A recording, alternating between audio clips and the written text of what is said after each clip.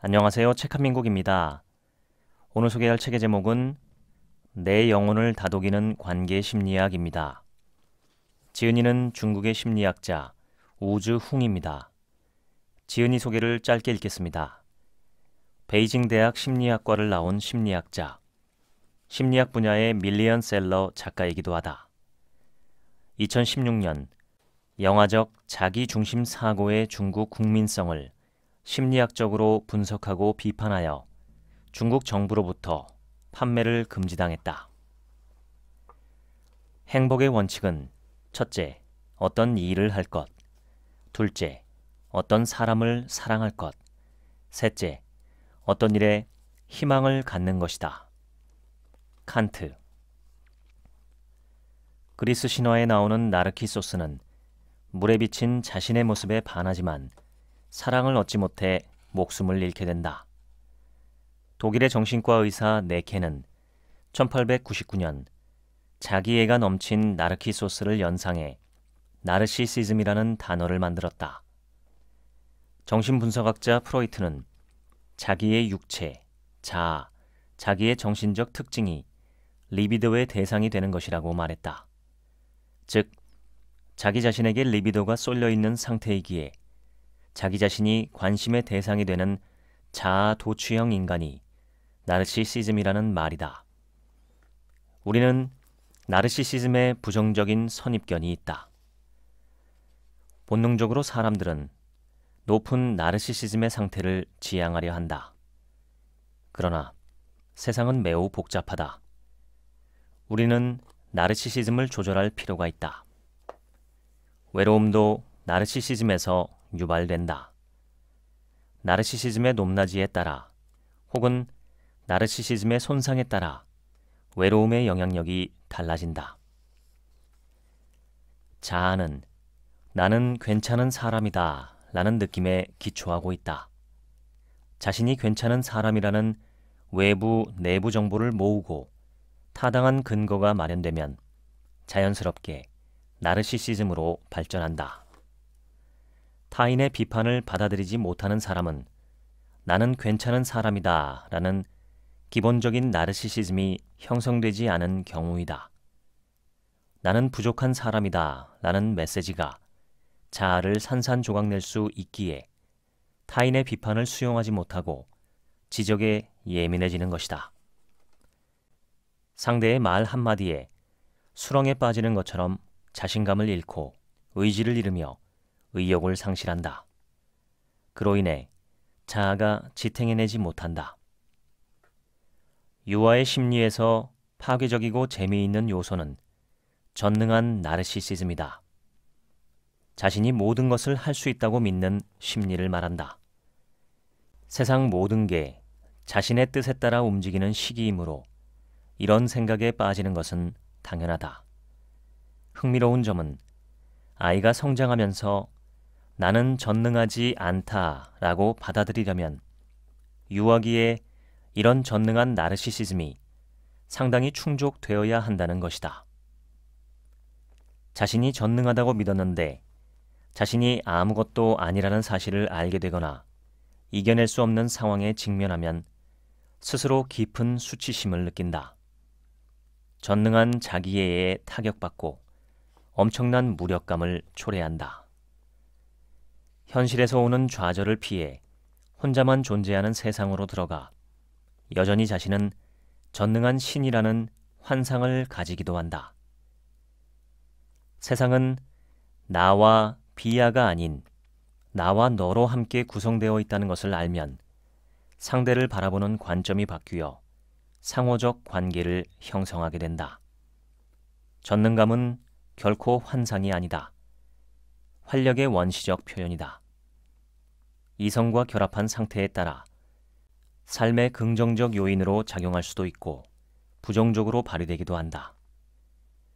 이성을 유지하는 동시에 적절한 범위의 전능감을 가진다면 이보다 더 완성도 높은 삶은 없을 것이다. 성인의 전능한 나르시시즘은 두 가지 특징을 띈다. 첫째, 나는 모든 것을 할 수 있으므로 너는 당연히 나의 요구에 맞춰야 한다. 둘째, 나는 모든 것을 할 수 있으므로 너의 모든 요구를 만족시킬 수 있다. 이를 전제로 사람들이 자신을 따르게 이끈다.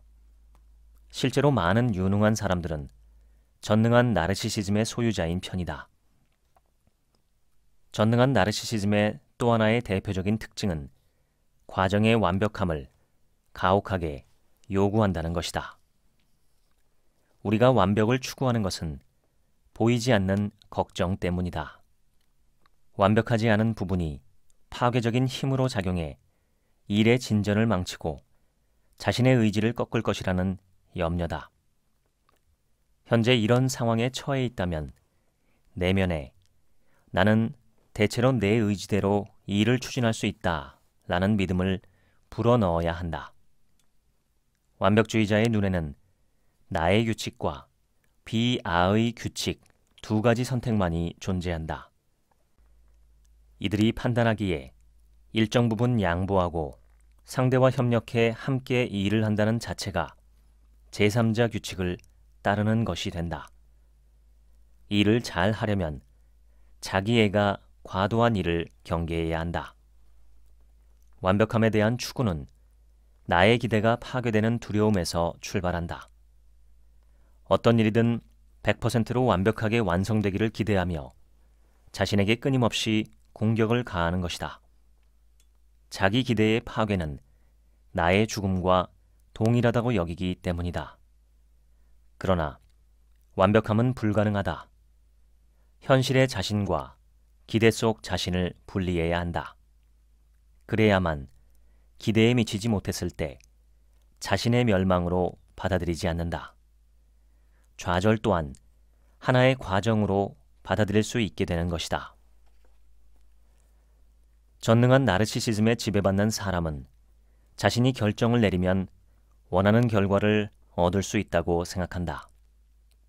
결과가 기대에 미치지 못하면 좌절감에 분노하게 되고 수치심에 시달린다. 전능한 나르시시즘의 정도는 관계의 깊이와 반비례된다.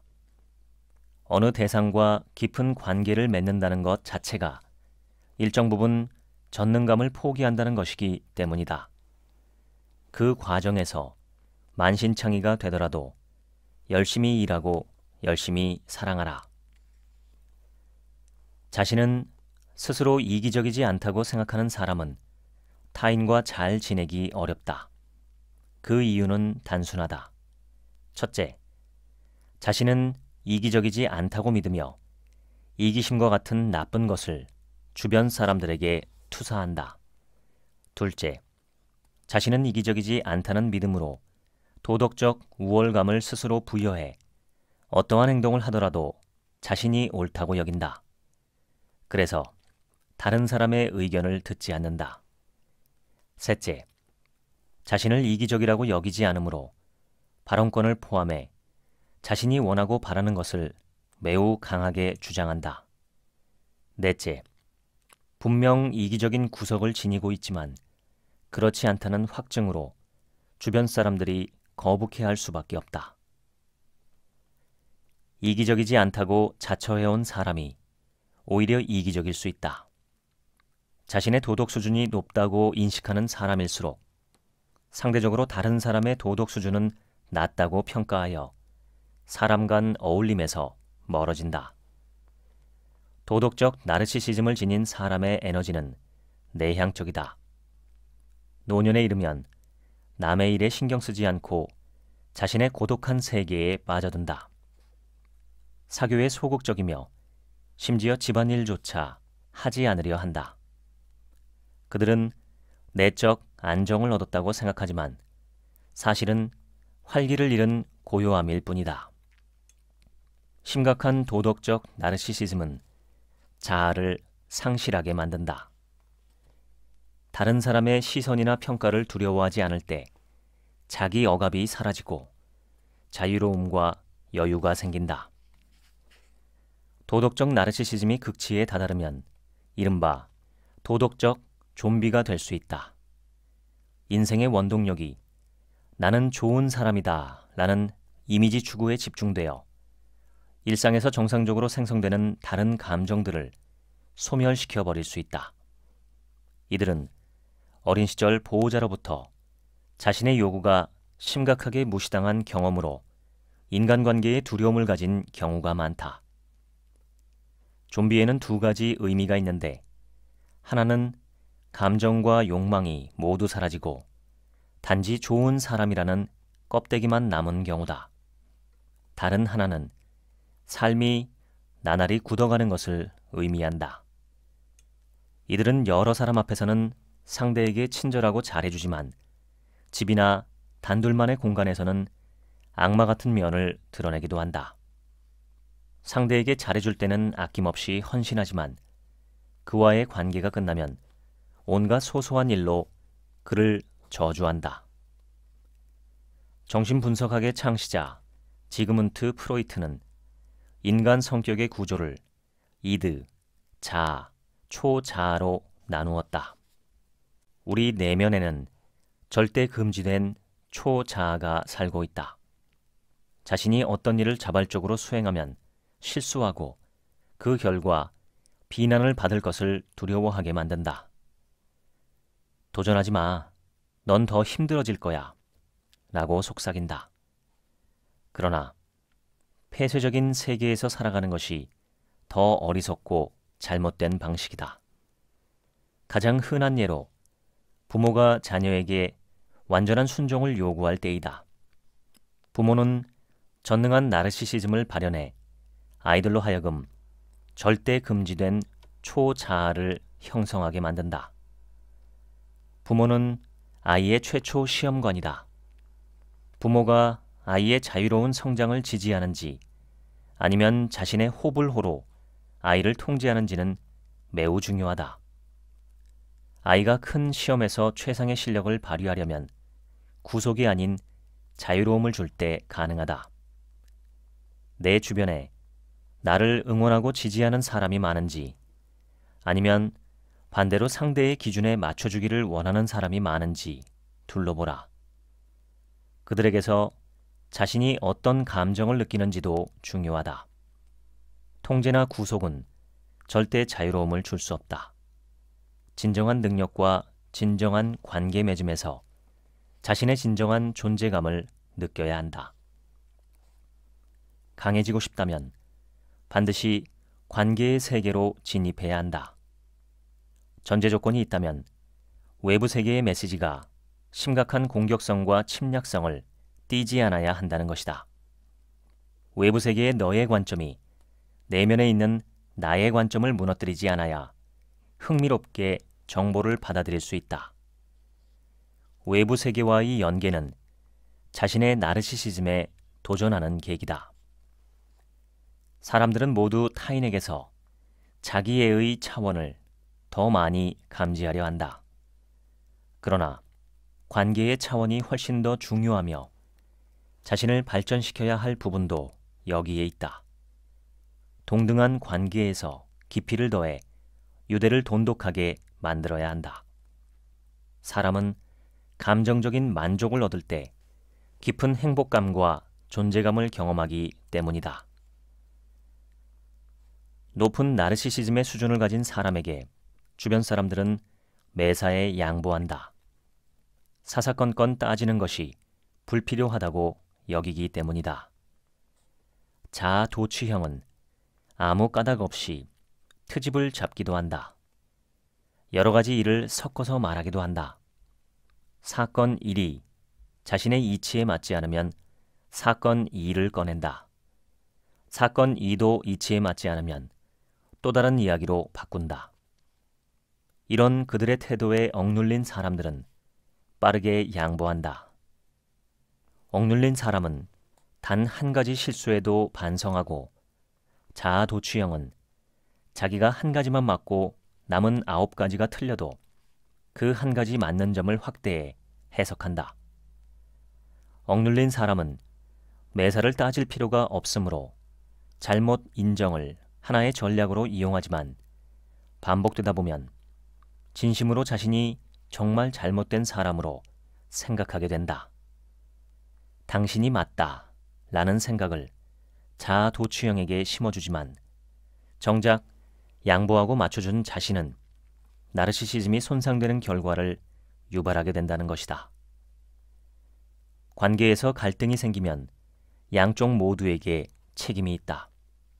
그럼에도 자아도취형은 계속해서 자아도취에서 벗어나지 못하고 억눌린 사람은 계속해서 억눌려 있게 된다. 좋은 관계를 맺고 싶다면 양쪽 모두 편하게 존재할 수 있는 심리적 공간이 마련되어야 한다. 심리적 공간은 저렇게 생각할 수도 있구나.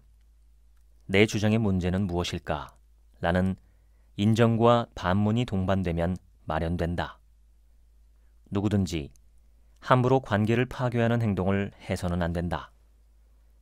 무조건적 양보나 자아도취에서 벗어나야 한다. 관계에서 자신이 참고 양보하는 것이 대부분이라면 차라리 그 사람과 헤어지는 것이 더 좋다. 현실에서 통제욕이 강한 사람은 순종하는 사람을 찾는다. 그들은 자신이 까닭 없이 트집을 잡아도 상대가 자신을 포용하기를 원한다. 그러나 이러한 관계에는 어두움뿐이다. 사람의 일생은 길다. 하나의 관계가 틀어져도 다른 관계를 찾으면 된다. 노력에 따라 나와 잘 맞는 사람을 찾을 수 있다. 개개인은 심리적으로 자기 체면 문제를 중요시한다.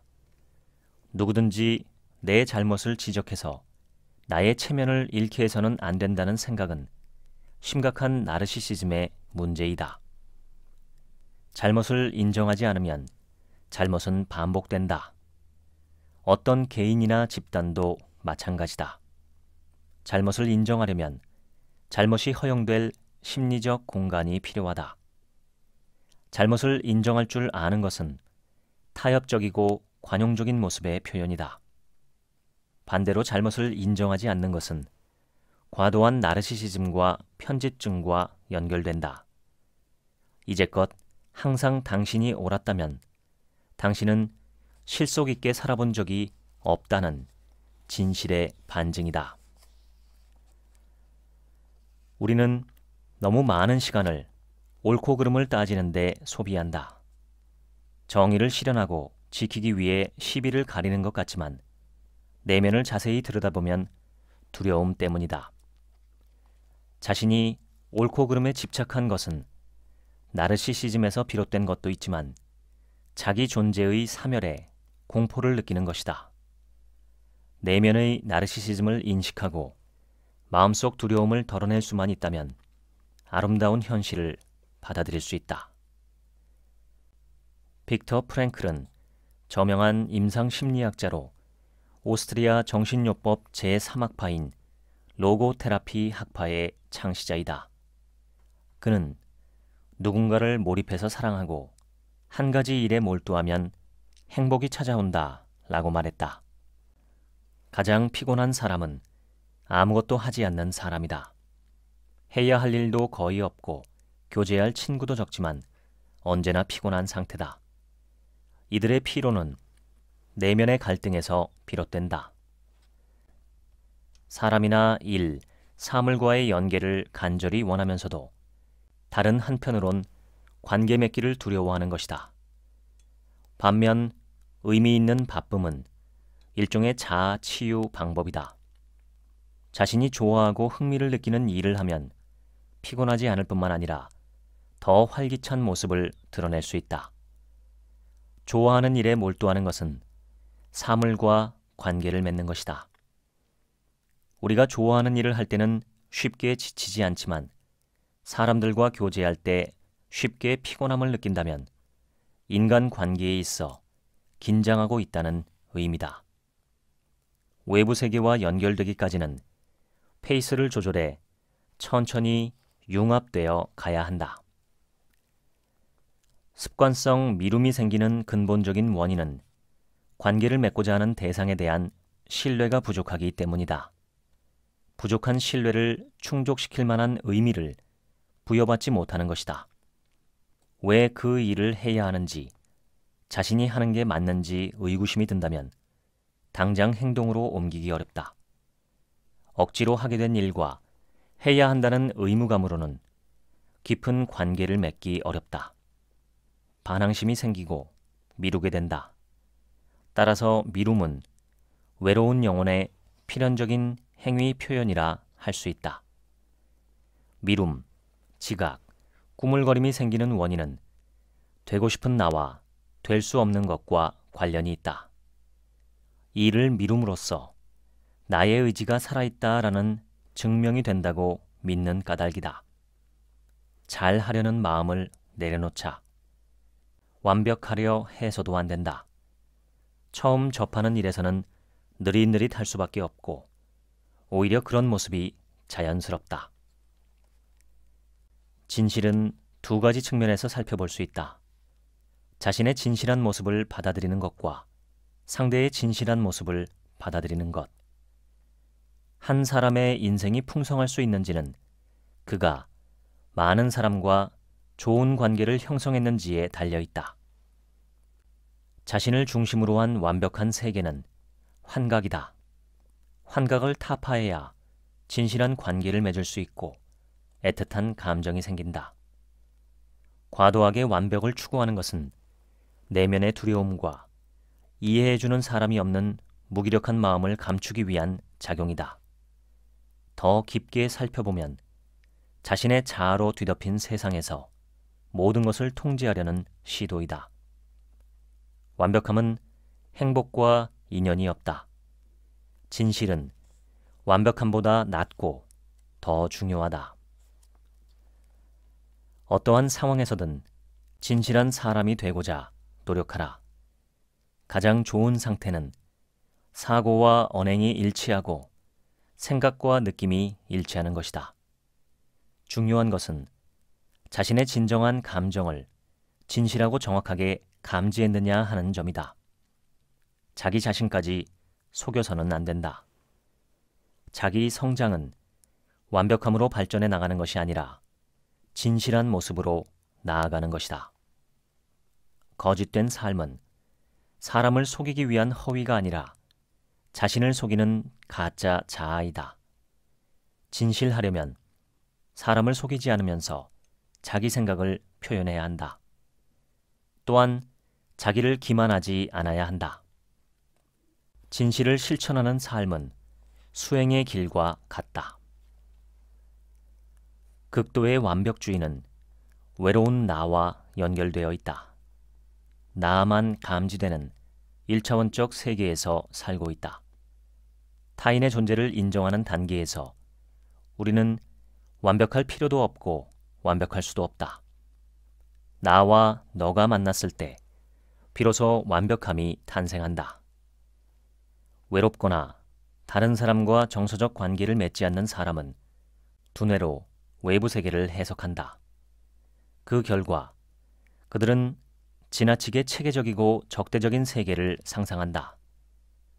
모든 것이 분명하고 눈에 띄는 원인을 가지고 있다고 생각하는 뇌가 저지르는 과도한 해독이다. 동기론은 인간관계에서 흔히 볼 수 있는 사고방식이다. 상대의 동기가 순수한지 아닌지를 고려하거나 더불어 나 자신의 행동과 동기가 순수한지를 반성하는 것이다. 그러나 동기에 지나치게 관심을 쏟으면 관계를 어렵게 할 경향이 높아진다. 인간관계 구축에 소비되는 에너지가 많아 소통에 매우 피곤함을 느끼기 때문이다. 동기론의 핵심은 상대의 동기가 순수해야 그를 받아주고 관계를 맺는다는 것이다. 마찬가지로 나의 동기가 순수하니 그와 관계 맺기를 원한다고 생각한다. 이런 절대적인 오름의 추구는 나쁜 것을 제거하기 위함이다. 이 원칙을 지닌 사람은 관계에 있어 조금의 나쁨도 용납하지 못한다. 상대의 동기가 나쁘다고 판단하면 좋은 일이더라도 거짓이라고 단정짓는 것이다. 인생은 나르시시즘에서 출발한다. 이후에는 끊임없이 나르시시즘을 깨는 과정이 필요하다.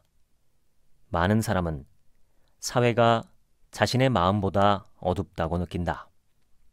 자신은 마음이 착하고 밝지만 외부 세계는 추악하고 더럽다고 판단한다. 이러한 생각은 나르시시즘과 자기 보호 메커니즘이 작용한 결과이다. 당신이 존재하기에 내가 존재한다 라는 설정은 관계의 본질이다. 관계는 자신이 누구인지를 알 수 있게 도와주는 거울이다. 거울로서 관계는 진실을 반영한다. 자기가 스스로 깨닫지 못했던 자신을 보여주며 정신적 성장을 이끈다. 사람은 관계의 동물이다. 신뢰를 바탕으로 반드시 사람 또는 사물과의 관계에 힘을 기울여야 한다. 상대가 부족함이 많더라도 그와 관계를 형성하는 것은 친밀감 때문이다. 자신에게 친밀한 존재가 있다는 사실은 인생을 사는 데 있어 에너지를 얻는 것으로 삶에 보이지 않는 위안과 힘을 준다. 친밀한 관계에서 진정한 자기 모습을 드러내는 것이 상대방의 요구를 충족시키는 것보다 중요하다. 누군가를 좋아한다면 위선적인 모습보다 부족하더라도 진솔한 모습으로 대해야 신뢰를 쌓을 수 있다. 그리고 동등한 자격과 위치를 확보해 평등한 존재임을 분명히 인식해야 한다. 사회적 지위와 높낮이는 친밀 관계에 적용되지 않아야 하는 게 맞다. 모든 것이 풍요로운 현대인들은 아이러니하게도 마음에 품은 대상이 없어 외롭다. 사랑할 대상을 찾는 것이 가장 빨리 외로움에서 벗어나는 길이다. 대상이 꼭 사람이어야 할 필요는 없다. 마음을 쏟고 자신의 에너지를 베풀 수 있는 존재라면 가능하다. 한 걸음 외로움 밖으로 나오면 사람도 사랑하게 된다. 상대의 마음에 자신이 존재하지 않는다는 사실은 괴롭다. 상대의 마음에 들어가지 못했다는 자책감과 부끄러움이 들기 때문이다. 인간관계에서 상호작용은 매우 중요하다. 서로 다른 의견과 부정적인 감정을 수용할 공간과 면적이 필요하다. 인간관계에서 감정 소모가 발생하는 원인은 자신과 다른 견해와 부정적인 감정을 수용할 마음의 공간이 좁기 때문이다. 누군가를 신뢰하면 마음의 문을 열게 된다. 그러나 문을 개방하면 찬바람도 들어올 수 있고 심하면 칼처럼 우리의 마음을 도려내기도 한다. 사람에 대한 신뢰를 회복하는 과정은 매우 길고 어렵지만 아름다운 경험임은 분명하다. 시인 루미는 당신이 본 세상, 모든 것이 거울이고 너와 나도 서로의 거울이다 라고 표현했다. 너와 나 사이는 삶의 동력이라는 은유적 표현이다. 정신분석학에서도 관계는 모든 것이며 모든 것은 관계를 위한 것이다 라고 언급한다. 관계의 발전은 IQ와 무관하다. 오히려 지능이 매우 높은 사람은 관계의 상호작용이 매우 부족한 경우가 많다. 그들은 자신에게 맞는 대화 상대가 없다는 이유를 대며 세계를 완전히 닫는다. 타인이 중심이 된 삶은 스스로 독립의지를 꺾는 것과 같다. 타인을 중심으로 한 삶은 진정한 자기 모습으로 사는 것이 아니기에 항상 아쉬움이 따른다. 사랑은 상대의 비위 맞추기가 아니다. 진정한 자아로 사랑하는 사람과 부딪혀 깊은 관계로 발전해 가야 한다. 사랑한다는 것을 어떻게 증명할 것인가? 이 문제에 나르시시즘이 강한 사람은 증거를 찾는다.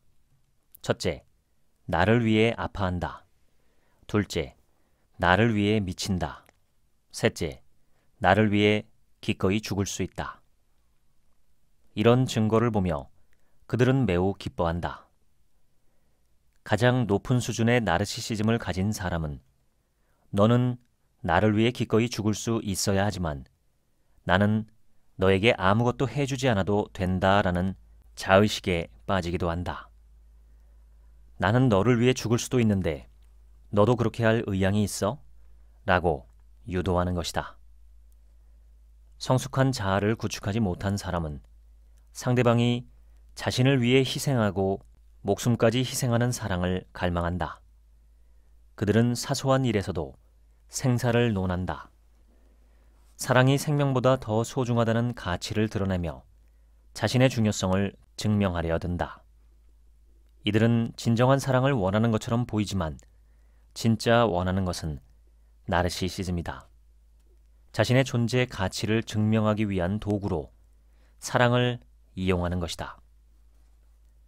건강한 관계는 너와 나가 평등하게 유지되지만 약탈적인 관계는 나와 그것이 된다. 상대를 그것으로 바라본다면 비인간적인 존재로 여겨 착취에 죄책감을 느끼지 않는다. 하지만 건강한 관계는 서로 인격적인 존재로 인정하고 사랑하기에 착취 자체가 불가능하다. 사람들을 만족시켜야 한다는 의무감에 빠진 사람을 people pleaser라고 한다. 이들은 사람과 관계를 맺을 때 매우 열정적이다. 여기에 희생적이고 상대방을 매우 좋게 평가한다. 그러나 단언컨대 이런 사람들에게서 방심하면 안 된다. 이들은 사람들을 쉽게 맞춰주는 만큼 쉽게 실망시키기도 한다. 너는 나를 거절해서는 안 된다. 네가 너무 좋으니까 나를 거절하지 않을 것이다. 라는 논리를 갖고 있다. 이런 유형의 사람들과는 시작부터 적당한 거리를 두고 거리감을 느끼게 해야 한다. 그들의 비위를 맞춰주면 친하다는 착각으로 행동은 물론 감정까지 지배하려 든다. 대부분 좋은 사람은 나는 너를 위해 모든 것을 희생했으니 너는 나를 사랑해야 한다 라는 인식을 지니고 있다. 이런 사랑에 대한 갈구는 배우자와의 관계에서 절정에 이른다. 그러나 부부간 근본적인 논리는 친밀 관계이다. 친밀함은 진실과 개방을 통해서만 얻어지며 희생은 아무런 효력을 내지 못한다.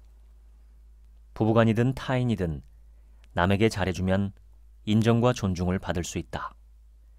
그러나 사람과 친해지려면 진실과 개방만이 정확한 길이다. 누군가가 당신을 지켜보고 있다는 느낌을 받은 적이 있는가?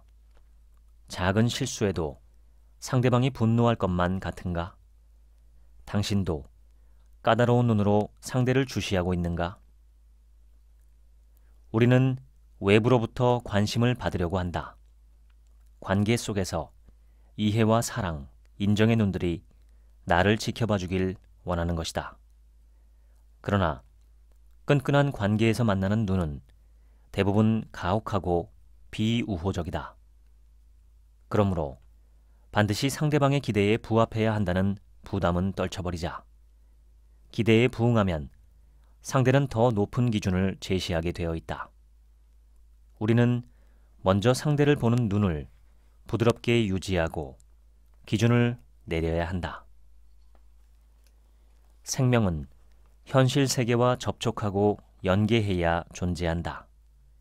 소통과 상호작용은 자신의 메시지와 상대의 메시지가 서로 흐른다는 의미이다. 좋은 교류는 상대의 메시지를 내가 허락하고 받아들이는 것이며 마찬가지로 상대가 나의 메시지를 수용해 준다는 것이다. 그러나 많은 사람은 관계에서 자신의 정보 전달에만 집중하고 상대방의 메시지는 간과한다. 우리는 외부 메시지를 차단하고 자신의 이야기만 고집스럽게 표현한다. 우리는 자신의 메시지가 먼저 상대에게 전달되어야 타인의 목소리를 듣기 시작한다. 자신의 메시지가 전달되지 않으면 여기에 집착하고 분노하고 심지어 위협적인 행동을 드러낼 수도 있다. 관계가 형성되면 사람들은 우위를 점하려고 한다. 친밀 관계에서조차 나는 너보다 강하다라는 인식으로 관계를 설정한다. 학력이 높거나 지식적 우위에 있는 사람은 언제나 내가 옳다라는 주관으로 대화를 이끈다. 이는 관계의 독약이다. 사람은 내가 돈을 많이 버니까 내 말을 들어야 한다라며 자기 위세가 인정받기를 원한다. 이 요구가 받아들여지지 않으면 폭력을 취하는 사람도 있다. 사랑과 마음의 평등이야말로 이런 문제들의 해독제이다. 우리는 자신의 선택을 믿어야 한다. 선택하면서 사고와 행동, 적극성과 열정이 성장하기 때문이다. 선택하며 살아있는 에너지를 느끼고 선택이 검증되는 과정에서 희열을 맛본다. 그러므로 선택은 자유의지가 반영된 능동적인 행동력이다. 삶에서 모든 노력은 나의 존재가 옳다는 느낌을 추구한다. 이기적인 사람을 상대하는 가장 좋은 생존 방식은 희생하지 않고 반성하지 않으면서 불만을 늘어놓는 것이다. 그러면 상대는 기세가 꺾이고 다소 움츠러든다. 자신의 공간을 결정하는 권력을 얼마나 갖고 있는가? 집, 감정, 시간과 직업에 있어 얼마만큼의 결정권을 쥐고 있는가?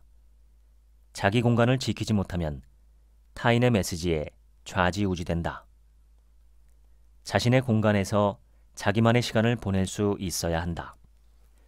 자기만의 공간은 방, 마음, 두뇌 등 물리적 공간뿐 아니라 심리적 공간도 해당한다.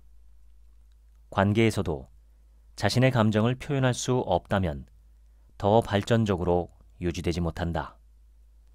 어떤 형식으로든 관계에서 오는 감정을 고백해야 한다. 관계의 공간에 상대를 수용할 수 있어야 한다.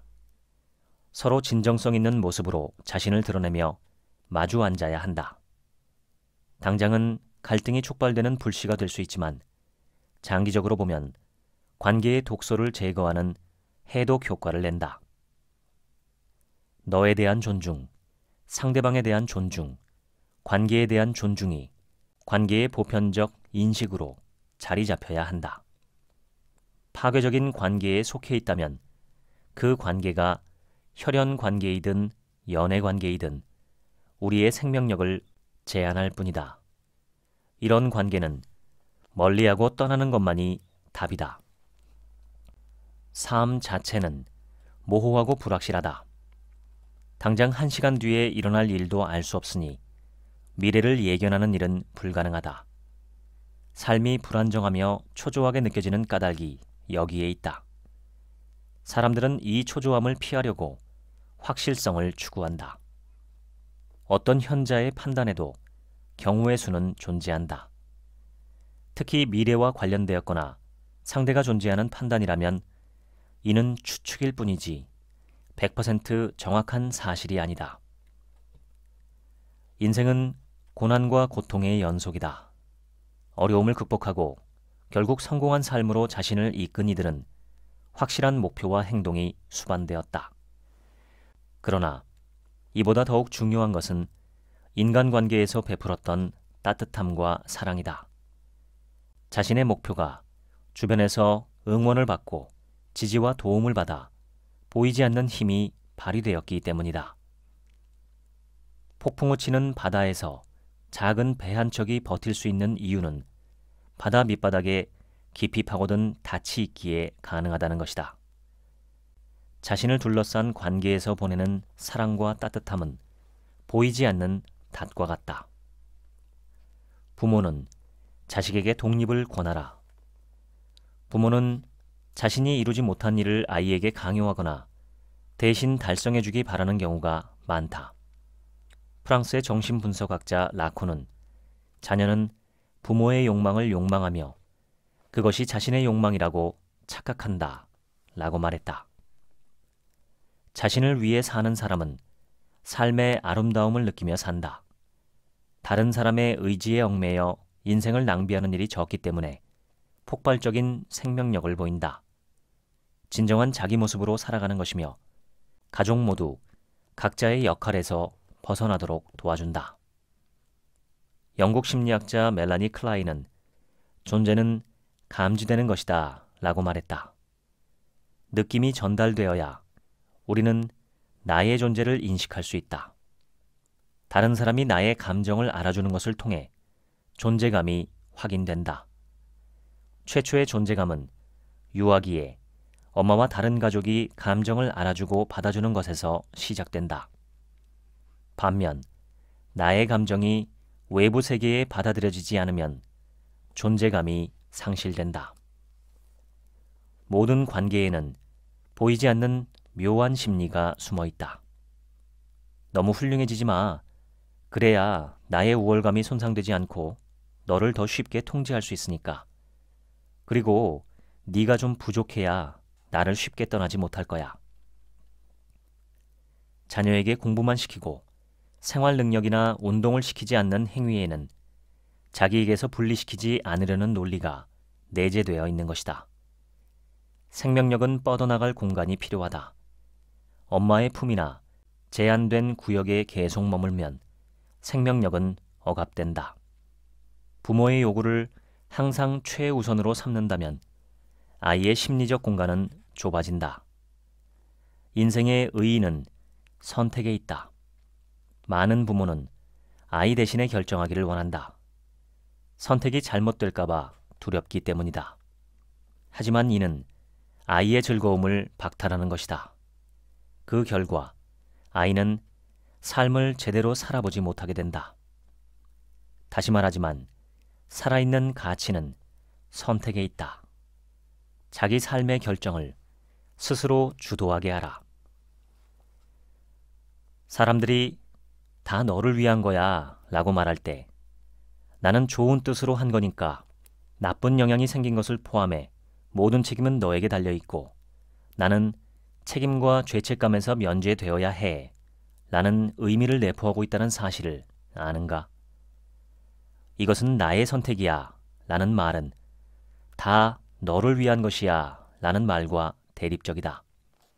내 행위와 결과에 책임을 지겠다는 뜻이다. 이 선택이 가져다줄 다양한 경우의 수를 감당하겠다는 의지이다. 이로써 우리의 삶은 풍요롭고 강해진다. 자신의 선택에 앞서 거절의 권리를 먼저 지녀야 한다.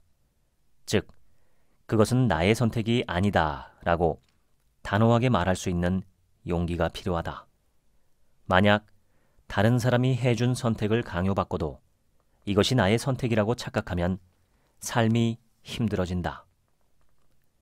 부모가 아이에게 너는 자신이 누구인지를 모르고 너의 느낌과 선택은 모두 틀린 것이니 내 말을 들어야 해 라는 말을 계속한다면 아이는 스스로 자아를 소멸시킨다. 그렇지 않고서야 아이가 어떻게 그 말을 순순히 듣겠는가? 표면적으로 드러내 보이진 않아도 자신의 감정을 인지하지 못한 채 다른 사람을 의식하며 살 수밖에 없다. 나르시시즘에 의한 가르침은 나는 너보다 강하고 많이 안다는 사실을 중심에 두고 있으므로 자녀는 부모보다 못한 수준으로 성장하게 된다. 통제를 내려놓는 것은 깊은 신뢰를 의미한다. 부모가 아이에 대한 통제를 거두면 나는 너를 믿는다 라는 메시지를 전달하게 된다. 어떤 부모는 자녀와 시공간적으로 공생하기를 원한다. 하지만 과하게 끈끈한 관계는 부모와 자녀의 생명력을 소모시킨다. 시간적 공생관계를 요구하는 부모는 자녀가 대학에 진학했는데도 하루에 몇 통씩 전화한다. 공간적 공생관계를 원하는 부모는 결혼을 해 가정을 이룬 자녀라도 함께 살기를 요구하거나 수시로 자녀의 가정을 방문한다. 이런 부모의 그림자는 자녀의 발전에 장애물이 된다. 독립적인 공간이 없으면 진정한 나를 살피기 어렵다. 경계의 기준선은 인간관계에서 매우 중요하다. 그러나 가정에서는 어른 말을 들어야 한다는 논리로 그 기준선을 무시한다. 그래서 아이들은 자신의 경계를 세우지 못해 듣지 않고 보지 않고 말하지 않는 방식으로 그 경계를 확보한다. 부모는 이를 반항이라 여기는데 이것은 아이를 독립된 인격체로 대하지 못하는 데서 오는 발상이다. 인간관계에서 경계나 차이는 필수로 동반된다는 사실을 분명하게 인식해야 한다. 이 경계가 서로의 존중으로 이어진다. 마틴 부보가 말했듯 너와 나의 관계에는 한 가지 전제가 존재한다. 그것은 바로 상대방을 자신의 목표를 달성하기 위한 도구로 여기지 않는다는 것이다. 심리 법칙을 이용해 의도적으로 상대의 특별한 감정을 억지로 끌어내려 해서는 안 된다.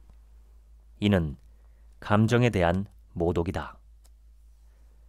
우리는 좋아하는 사람의 요구라면 주저없이 자신을 변화시킨다. 상대가 원하는 방향으로 자신을 탈바꿈하려 든다. 그 결과 상대방의 환심을 살 수 있다고 믿는다. 그러나 역설적이게도 너무 쉽게 변화되면 상대는 오히려 흥미를 잃는다. 다름이 주는 매력이 사라지고 개성이 소멸되어 자신에게 자극이 되지 않기 때문이다. 이런 현상은 결혼 생활에서 매우 흔하게 나타난다. 우리는 반드시 자신에게 충실해야 한다. 상대의 요구를 지나치게 만족시키는 것은 사랑이 아니다. 나에게도 안 좋은 점이 있다는 사실은 인정한다. 그러니 무조건 나를 좋아하는 척하지 않아도 된다. 라는 대처는 서로에게 안정감을 준다. 상대에게 자신이 좋은 사람인지 입증받으려 하지 말자. 온전히 좋은 사람은 존재하지 않는다. 그러므로 스스로 자신의 진정한 모습을 사랑하고 받아들일 때 상대는 그 모습을 사랑하게 된다. 자연스럽게 불러온 사랑이 스트레스에서 해방시켜준다. 옳고 그름을 가르는 일은 사랑을 파괴한다. 옳고 그름을 가리는 사람들의 가장 큰 착각은 내가 옳으니 모두 내 통제하에 있어야 한다 라는 믿음이다. 이는 사랑하는 서로를 피폐하게 만드는 일이다.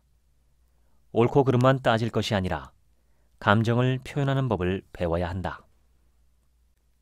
사랑은 거울이다. 사랑하는 상대를 보면 자신이 보인다.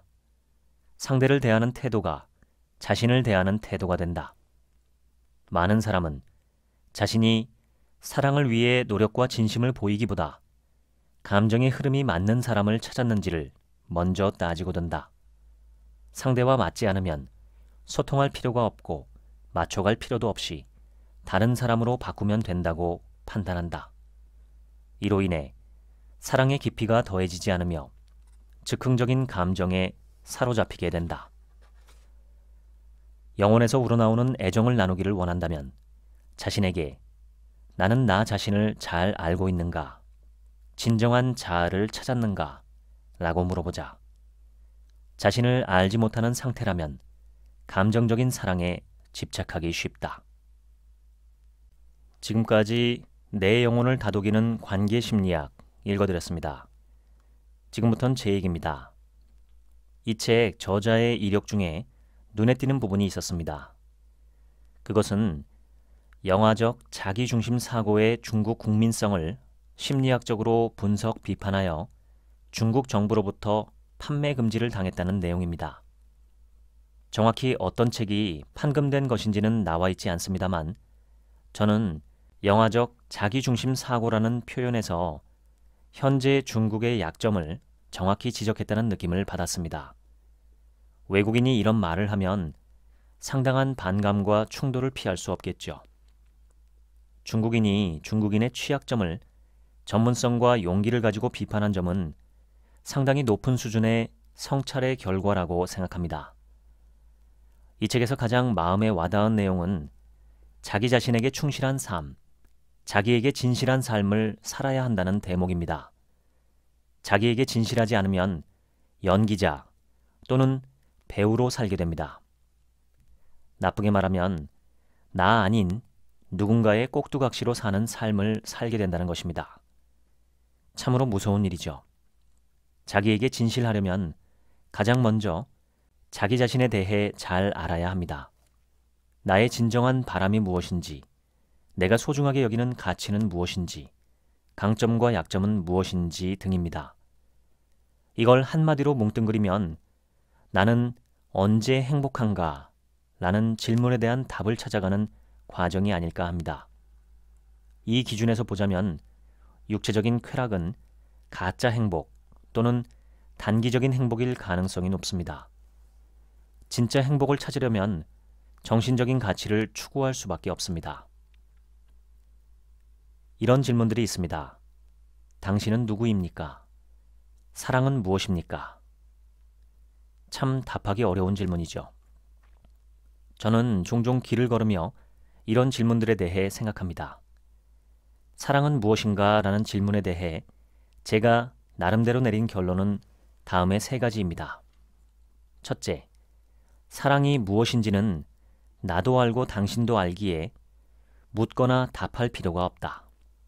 둘째, 사랑은 너무나 거대하고 아름다우며 수많은 다차원적 얼굴을 갖고 있기 때문에 사랑이 무엇인지 말로 표현하려고 시도하는 순간 사랑의 진짜 모습은 왜곡되기 시작한다. 도가도 비상도와 같이 말로 표현된 사랑은 참 사랑이 아니다. 셋째, 사랑은 알매 대상이 아니라 함의 대상이다.